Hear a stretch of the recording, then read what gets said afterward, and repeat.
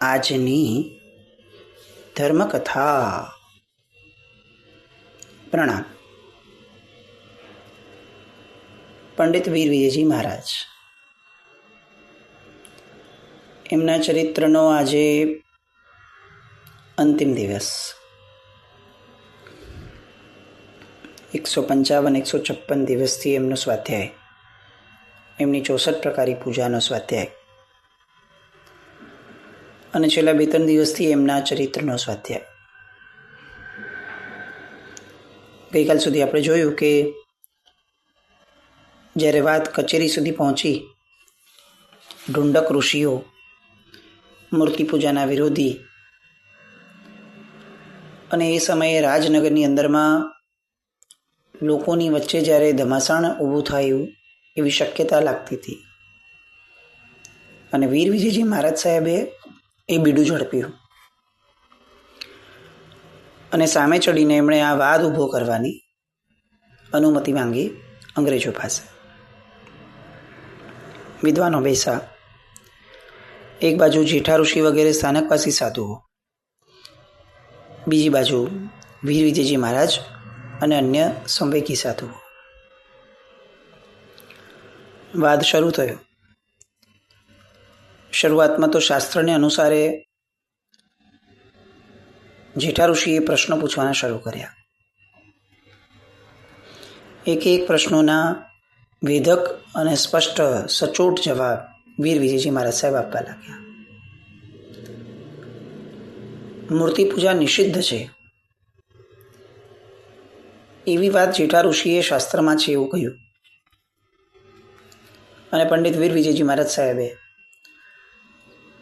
Line બંધ પ્રમાણો મૂર્તિ પૂજાને લગતા શાસ્ત્રમાંથી આપવા લાગ્યા. એટલા બધા અસ્ખલિત રીતે આપવાના શરૂ કર્યા એમણે કે પહેલા જેઠા ઋષિ તો ઠીક છે,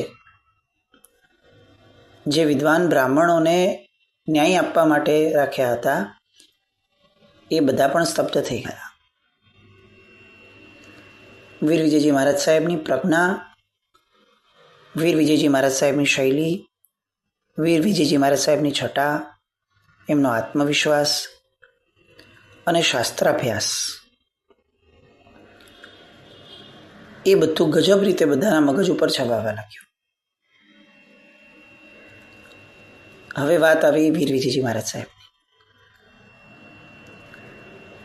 સ્થાનકવાસી ઋષિઓના પ્રશ્નોના જવાબ તો આપ્યા, હવે પોતાની વારી આવી. પોતે કેટલાક પ્રશ્નો કર્યા. જેઠા ઋષિએ એના જવાબો તાર્કિક રીતે આપવાના પ્રયત્નો કર્યા, અને તરત જ વીર વિજયજી મહારાજ સાહેબે રોક્યા એમને, અને એમ કહ્યું કે એવું નહીં, વાદનો આધાર શાસ્ત્રો છે, માન્યતાનો આધાર જ શાસ્ત્રો છે. તમે ને હું કોઈ પણ વસ્તુને ગમે તે રીતે સાબિત કરી દઈએ અને કોઈ પણ વ્યક્તિ એને માની જાય એટલા માત્રથી એ સત્ય પુરવાર નથી થતું. આપણે ત્યાં સત્યની પુરવારતા માટે આગમ એ પ્રમાણ છે. આગમના આધારે, શાસ્ત્ર પાઠના આધારે તમે જવાબ આપો. અને આ બધા એવા પ્રશ્નો હતા કે જેનો શાસ્ત્રમાં કોઈ આધાર છે જ નહીં. પોતે શાસ્ત્રના પારગામી હતા, પંડિતપણું ભોગવતા હતા, ઘણી બધી વાચનાઓ એમણે શાસ્ત્રના આગમના આધારે આપી હતી. એટલે પોતે જે જાણતા હતા કે આવી તો વાતો ક્યાંય છે જ નહીં, સીધા વિધક એ જ પ્રશ્નો મુકાયા. જેઠા ઋષિ અટવાણા, એમણે ફરીથી તર્કબદ્ધ રીતે જવાબ આપવાના શરૂ કર્યા, પણ ત્યારે વિદ્વાન બ્રાહ્મણ જે વચ્ચે ન્યાય તોડવા બેઠા હતા એમણે રોક્યા અને એમણે એમ કીધું કે એમની વાત પર સાચી છે. વાદનો આધાર આપણે આગમ અને શાસ્ત્રો રાખ્યા છે. તમે જે તર્કો આપો છો એ તો સામાન્ય જગતના આપો છો, એની વાત નથી ચાલતી. આ વાદ છે, વાદ એનો આધાર હોય. જેઠા ઋષિ અટવાણા, એમણે એવું કહ્યું કે કામ કરો, આના જવાબ જે છે એ તમે દેવજી ઋષિને પૂછો. પ્રશ્નો દેવજી ઋષિ તરફ આવ્યા. દેવજી ઋષિએ તો તરત કહ્યું કે હું તો તમને સહાય કરવા બેઠો છું, મારી પાસે જવાબ ન હોય, તમે જવાબ આપો, હું તમને સહાય કરીશ.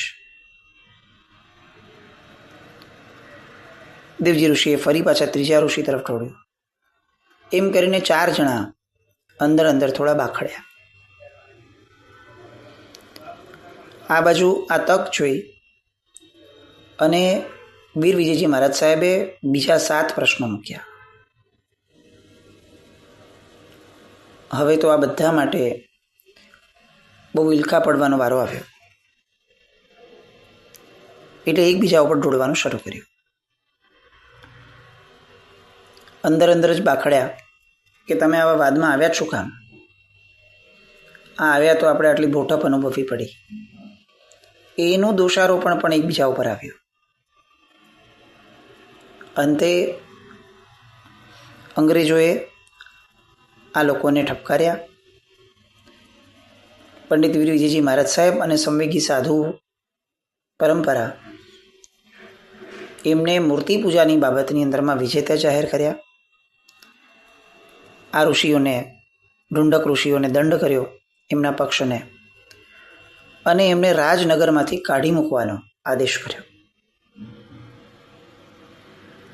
જેટલા પણ એ સમયના ઢુંડક ઋષિઓ રાજનગરમાં બિરાજમાન હતા એ બધા જ એને કાઢી મૂક્યા અંગ્રેજો એ સમયે.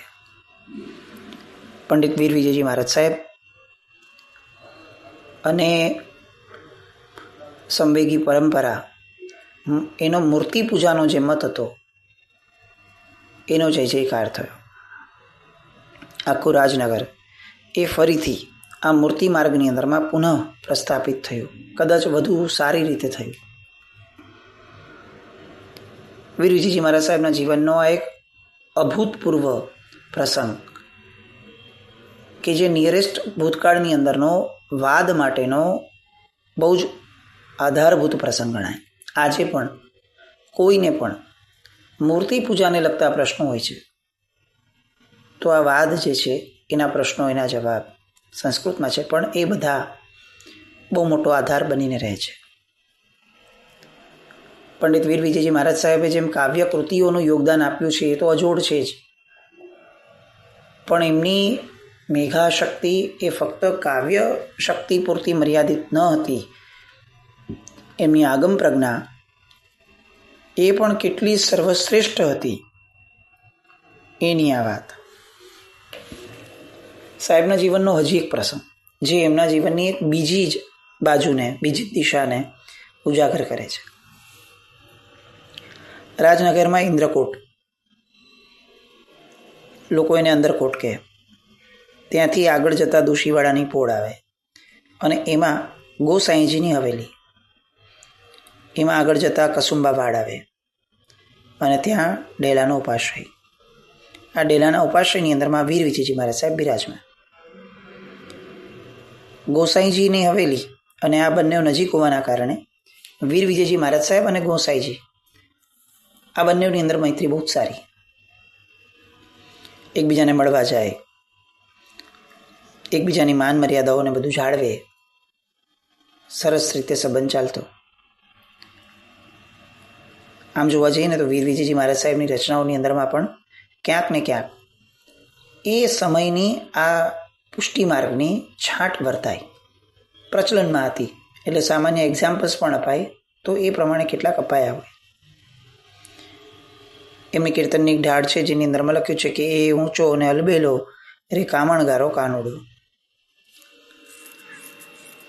આ ઢાળને લઈને એમણે કેટલાક કાવ્યો રચ્યા. સિદ્ધાચલ શિખરે દીવો રે, આ જે સ્તવન રચ્યું એ આ ઢાળના આધાર પર જ. ઘણી બધી અસરો પ્રચલનમાં હોય એટલે સામાન્ય રીતે દ્રવ્ય, ક્ષેત્ર, કાળ, ભાવ એ બધાની અસરો રહે કૃતિઓ પર, પણ મૂળમાં બંનેની મૈત્રી સારી. એવામાં એકવાર નવરાત્રિના ગરબાની અંદરમાં ગોસાઈજીએ એવી જાહેરાત કરી કે અલગ અલગ પાત્રો એ આ નવરાત્રિની અંદરમાં આપણે ભજવશું.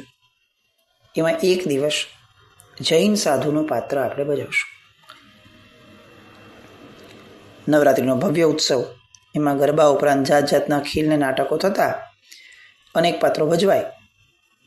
પણ જૈન સાધુનું પાત્ર ભજવવાની વાત પહેલી વાર જાહેર થઈ. લોકોએ આવીને પંડિત વીર વિજયજી મહારાજ સાહેબને સમાચાર આપ્યા.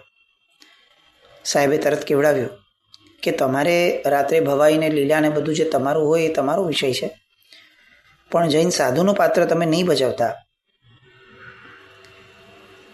આવી ટકોર, આવું સૂચન કર્યું.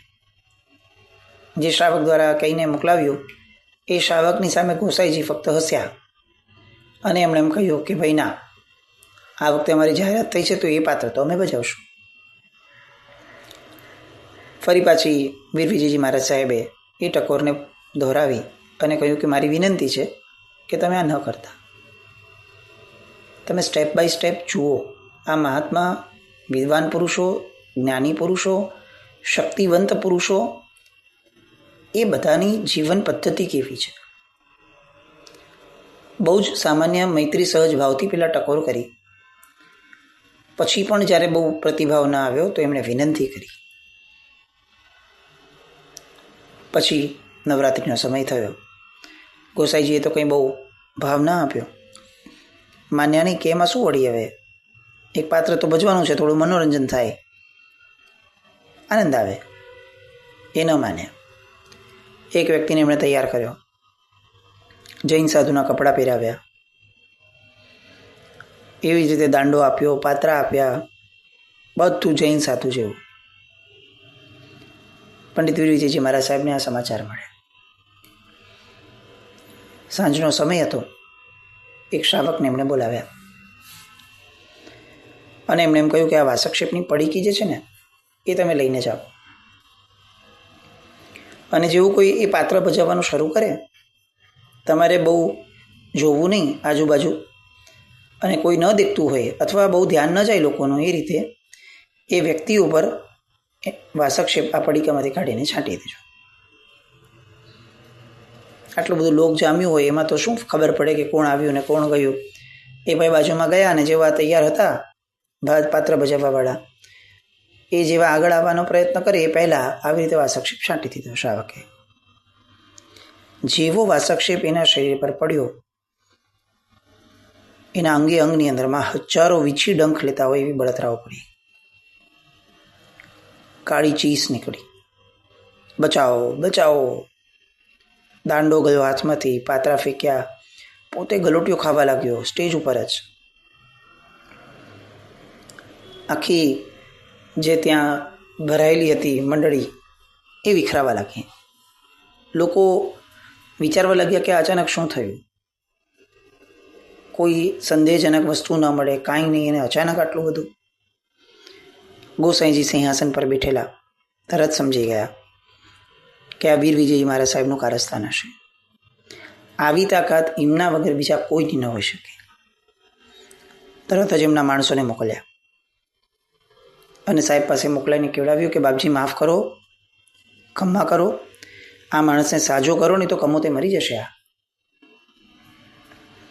અને મહારાજ સાહેબે બહુ જ પ્રેમથી એ ગોસાઈજી પાસેથી આવેલા માણસોને કહ્યું, પત્રા ઉપર લખીને આપો કે ફરીવાર અમે જૈન ધર્મની છેડતી નહીં કરીએ, મશ્કરી નહીં કરીએ. તો વિચારો. તરત માણસો ગયા અને ગોસાઈજીએ લેખ લખીને આપ્યો કે અમે આજ પછીથી કોઈ દિવસ જૈનોની મજાક મશ્કરી નહીં કરીએ. આ જે કર્યું છે એની માટે અમે માફી માંગીએ છીએ. આવું ગોસાઈજીએ પોતાના હાથેથી પત્રા ઉપર લખીને આપ્યું હતું. જેવો એ લઈને માણસ આવ્યો એટલે બીજા એક શ્રાવકને એક પડીકું આપ્યું અને કીધું કે જાઓ પેલા ઉપર છાંટી દેજો. જેવું છાંટ્યું ત્યાં ને ત્યાં પેલો માણસ સ્વસ્થ થઈ ગયો. ભગવાનના શાસનની ગરિમા, ભગવાનના શાસનનું ગૌરવ કઈ રીતે સચવાય એ પંડિત વીર વિજયજી મહારાજ સાહેબ પાસેથી શીખવા જેવું છે. અંદર અંદર લડીને, એકબીજાને ભાંડીને, ખોટા સાબિત કરીને, કોઈની બુરાઈઓ જાહેર કરીને ભગવાનનું શાસન નથી ચાલતું. ભગવાનનું શાસન આવી સાધનાઓ અને આવી શક્તિઓથી પણ ચાલે છે. આ પ્રભાવકો કહેવાય. કે જેમની પાસે એવી મંત્ર શક્તિ હતી. આજે જે બાબતની અંદરમાં આપણે કરુણ સ્થિતિમાં છીએ, દયનીય પણ નહીં, કરુણ સ્થિતિમાં છીએ, અને કદાચ ઓલમોસ્ટ એમ કહી શકીએ કે આપણે ખતમ છીએ, એવો શાસનનો આ ભાગ, મંત્ર વિદ્યાનો ભાગ, કે જેની અંદરમાં આપણી દરિદ્રતા પરાકાષ્ઠાની છે. અને એટલે જ આજે કોઈને કોઈ વ્યક્તિ આવી અને આપણને ટપલી મારીને, આટલા ઉત્તમ શાસનને ટપલી મારીને વહી જાય છે. આપણે બહુ તો રેલી કરશું, બહુ તો કેટલાક દિવસ રોકકળ કરશું, વાત પૂરી. શક્તિ સંપન્નતા એ ક્યાંય દેખાતી નથી. એ આ પંડિત વીર વિજયજી મહારાજ સાહેબ એ એની માટેનું શ્રેષ્ઠ આલંબન છે. આવા હતા વીર વિજયજી મહારાજ સાહેબ. 45 આગમો સંઘની સામે વાંચ્યા, સંઘે સાંભળ્યા. એ સમયના સંઘની રુચિ પણ 45 આગમ માટે કેટલી જ પ્રબળ હશે. અત્યારના મનોરંજક વ્યાખ્યાનો અને એ સમયના આગમ પદ્ધતિ પ્રમાણેના વ્યાખ્યાનો, એ બેના કારણે ઊભા થયેલા શ્રાવક શ્રાવિકા વર્ગની સમજણ, એનો ફરક આજે આપણે સમજી શકીએ છીએ. આવી રીતે એક ઉત્તમ જીવન સાહેબનું. એમના જીવનમાં બીજી પણ એક બહુ સરસ વાત આવતી કે ડેલાના ઉપાશ્રયની અંદરમાં રૂપ વિજયજી મહારાજ સાહેબ અને બાજુમાં પોતે જ્યારે બિરાજમાન હતા ભટ્ટીની બારીએ, ત્યારે બંને મહાત્માઓ વચ્ચે બહુ મીઠી સ્પર્ધાઓ થતી. કોક શ્રાવક આવીને એમ કે રૂપ વિજયજી મહારાજ સાહેબે આ રચ્યું, તો એમણે એમ કીધું એમ ચાલો તો હું આ રચું. એમણે કીધું કે આમણે આ રચ્યું, એમ તો ચાલો હું બીજી રચના કરું. આ મીઠી, પાછા બંને વચ્ચેનો મૈત્રીનો સંબંધ અકાટ્ય. કોઈ ગમે તેટલું બોલે, બંનેનો સ્નેહભાવ, રીતિભાવો એ અદ્ભુત વર્તાય. પ્રસંગો એ ભેગા થાય, એકબીજા માટે સરસ વાતો નીકળે. પણ એક સ્પર્ધા જેવું પંડિત વીર વિજયજી મહારાજ સાહેબ જેવી જ અનેક રચનાઓ એ રૂપ વિજયજી મહારાજ સાહેબે પણ કરી ડેલા સમુદાયના. આવી બધી સરસ મજાની એક શક્તિ સંપન્ન વ્યક્તિની વાતો. મોતીશા શેઠની ટૂંક પાલીતાણા ઉપરની, શત્રુંજય પરની પ્રતિષ્ઠા સંવત 1893 થઈ. 5000 મૂર્તિઓની અંજન શલાકા થઈ. 5000. આ એ સમયની વાત. એના માર્ગદર્શક કોણ? પંડિત વીર વિજયજી મહારાજ સાહેબ. હરકોર શેઠાણીએ રાજનગરની અંદરમાં હઠીસિંહજીનું દેરાસર બંધાવડાવ્યું. એની પ્રતિષ્ઠા 1903 થઈ, મહાવદ 11. મુખ્યતા કોની હતી? પંડિત વીર વિજયજી મહારાજ સાહેબ. આ જે આપણે રોજ બોલીએ છીએ, લાવે લાવે મોતીશા શેઠ નવણ જળ લાવે છે, એ પણ પંડિત વીર વિજયજી મહારાજ સાહેબનું રચાવેલું. અને હઠીસિંહની વાડીના ઢાળિયા એ પણ પૂજ્ય વીર વિજયજી મહારાજ સાહેબે બનાવેલા. દુધેશ્વરના આરે જેમનો અંતિમ સમય ગયો 1908 ભાદરવા વદ 3 એ દિવસે સાહેબે અંતિમ શ્વાસ લીધો. એ સમયનું મહાજન એવું કહેતું હતું કે પંડિત વીર વિજયજી મહારાજ સાહેબ નિમિત્તે ભાદરવા વદ 3 પછીથી 100 વર્ષ સુધી રાજનગરની અંદરમાં એ મહાજનો દ્વારા પાખી પડાતી હતી. 100 વર્ષ સુધી કમસે કમ. એવું એમનો માન, એવું એમનો દરજ્જો, એવો એમનો પુણ્ય પ્રભાવ. આજે પણ આપણું સ્નાત્ર, આજે પણ આપણા ભક્તિ કાવ્યો એ દર્શાવે છે કે અન્યોના સ્નાત્રો એટલા પ્રચલિત નથી થયા જેટલા પૂજ્ય વીર વિજયજી મહારાજ સાહેબના થયા. એમનું આદેય નામ કર્મ, એમની નિર્દોષતા, એમનું એ પ્રકાંડ જ્ઞાન, એમની પર વરસેલી એ કૃપાઓ, અંબિકા દેવીની વગેરેની, બસ આ બધી વાતોને અને આપણે જે આખી વીર વિજયજી મહારાજ સાહેબની રચના સાંભળી છે એ બધાને જીવનભર માટે યાદ રાખી અને આ મહાપુરુષ એ સદાય આપણા આરાધ્ય, આપણા સ્મરણીય રહે એવો પ્રયત્ન આપણા દ્વારા થાય. એ આપણી ખરી સ્મરણાંજલિ. આવા અનેક અનેક અનેક મહાપુરુષો પરમાત્માના શાસનને આપણા સુધી લાવ્યા છે. એમને આપણે ન્યાય આપતા રહીએ, એમનું વાંચન કરતા રહીએ, તો એમણે કરેલી કૃતિઓ એ ક્યાંક ને ક્યાંક એમના આશયની સફળતાને પામશે. આવી રીતે શુભવીર શબ્દ જ્યાં જ્યાં આવે છે ત્યાં સમજવું કે આ વીર વિજયજી મહારાજ સાહેબ, શુભ વિજયજી મહારાજ સાહેબના શિષ્ય, એ સદાય સંઘનું શુભ કરતા ગયા.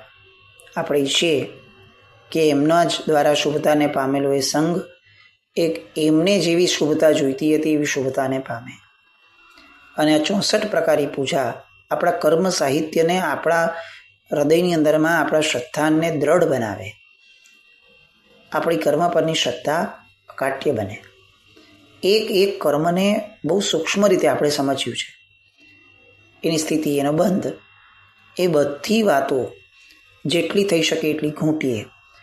પરમાત્મા સમક્ષ 64 પ્રકારની પૂજાની ઢાળોને ગાઈએ. પૂજા કરતી વખતે પૂજાને મિકેનાઇઝ ન બનાવીએ, જીવંત બનાવીએ.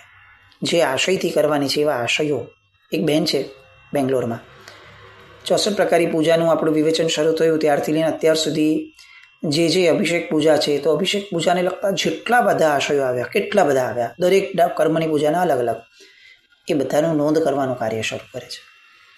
આવું તો કેટલું હશે લોકોના મનમાં કે જે ઉજાગર થાય છે. બસ એ બધાને આપણે સાચવીને અને ઘૂંટતા રહીએ જીવનના છેડા સુધી, એવી શુભ મંગલ કામના સાથે. જી નાકને કંઈ પણ બોલાય તો મિચ્છામિ દુક્કડમ. જય નમ, જય અતિશાસન.